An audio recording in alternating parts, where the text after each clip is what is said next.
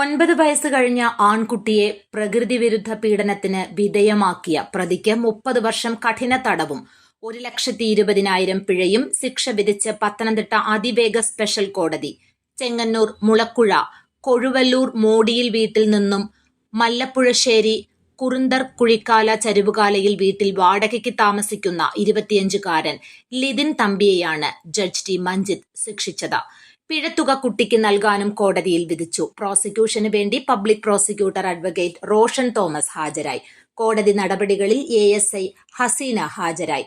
Aranmula police 2020 October 29 register ചെയ്ത അന്വേഷണം നടത്തിയ കേസിലാണ് വിധി. പോക്സോ നിയമത്തിലെ ബന്ധപ്പെട്ട വകുപ്പുകൾ പ്രകാരം 25 വർഷവും ഭീഷണിപ്പെടുത്തിയതിന് ഇന്ത്യൻ ശിക്ഷാ നിയമമനുസരിച്ച് 5 വർഷവും ആണ് ശിക്ഷിച്ചത്. ശിക്ഷാ കാലാവധി ഒരുമിച്ച് അനുഭവിച്ചാൽ മതിയാകും. ആറന്മുള SI ആയിരുന്ന SS രാജീവാണ് FIR രജിസ്റ്റർ ചെയ്തത്.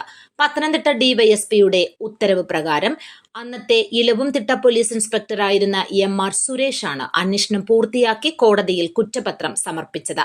2019 ജൂൺ 1 സെപ്റ്റംബർ 30 ഇടയിലുള്ള കാലയളവിലാണ് കുട്ടി പ്രതിയിൽ നിന്നും ക്രൂരമായ പീഡനങ്ങൾക്ക് ഇരയായത്.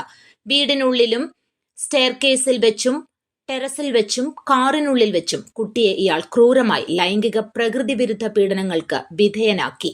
മൊബൈൽ ഫോണിൽ അശ്ലീല ദൃശ്യങ്ങൾ കാട്ടിയ ശേഷമായിരുന്നു പീഡനം. കുട്ടിയെ പീഡിപ്പിക്കുന്ന ദൃശ്യങ്ങൾ മൊബൈൽ ഫോണിൽ പകർത്തുകയും ചെയ്തു.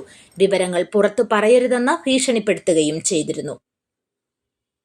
News bureau, Pathanamthitta.